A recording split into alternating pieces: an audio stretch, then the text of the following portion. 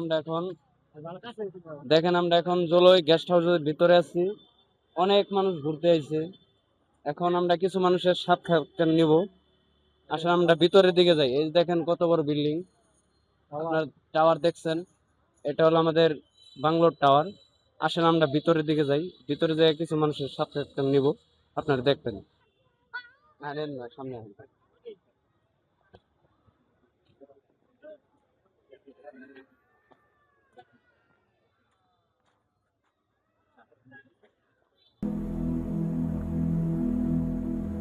দেখেন ভিতরে কত সুন্দর ফুচকার দোকান, আরো দোকান আছে।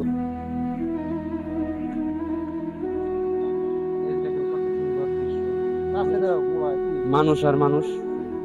এখন আমরা একজনের সাক্ষাৎকার নিব, আসেন তার কাছে যাই। এই দেখেন ভিতরে কত সুন্দর দৃশ্য দেখতে পাচ্ছেন। ছেলে মেয়েরা খেলা করছে এবং বড় বড় মানুষ আছে, ঘুরতে এসে। এখন আমরা আসেন আপনাদেরকে ভিতরটা একটু ঘুরে দেখাই। আসেন আমরা অন্যদিকে যাই। এই দেখেন কত সুন্দর বৈঠকখানা, বসা যায় এই জায়গায়।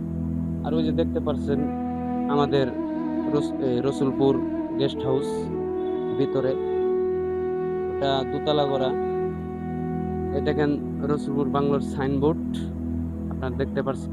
এই দেখেন আপনাদেরকে চতুর্পাশ দেখাইতেছি, কত সুন্দর দৃশ্য, মানুষ আর মানুষ।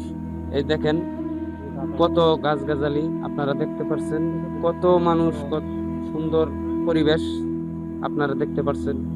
অনেক দূর দূরান্ত থেকে মানুষ ঘুরতে আইছে, আপনারা দেখতে পাচ্ছেন। আসেন আমরা এখন বাংলোর দিকে যাই। এই যে দেখেন আমাদের রসুলপুরের গেস্ট হাউসের টাওয়ার কত বড়, কয়তলা দেখেন। নিচ থেকে উপর পর্যন্ত মানুষ উঠতেছে, নামতেছে। এই যে দেখেন আমাদের বনের ভিতরে, বাংলোর ভিতরে দর্শকদের জন্য দোকান উদ্বোধন করা হয়েছে। দেখেন কত সুন্দর দোকান। আসলে আমরা ভিতরটা একটু দেখাই। এই ভিতরটা দেখেন কত সুন্দর, দোকানদার আছে, কত সুন্দর দৃশ্য। চতুর্দিকে মানুষ আর মানুষ, কত সুন্দর দৃশ্য, গাছগাছালি। আপনারা এই জায়গায় বেড়াতে আইবেন, বলবেন দৃশ্যগুলা কেমন, পরিবেশ কেমন। আপনারা টাঙ্গাইল মধুপুর বন বিভাগের কাছে আসবেন। আজকে বানর নাই, আজকে বানর দেখে হয়ে গেছে। এই যে আপনারা দেখতে পাচ্ছেন চতুর্দিকে দর্শক আর দর্শক, গাড়ি। ঈদের পরে মানুষ বাংলোর দিকে বেড়াইতে আসে। আপনারাও দূর দূরান্তকে আসবেন, দেখবেন, মনোবেন, বলবেন আপনারা পরিবেশটা কেমন।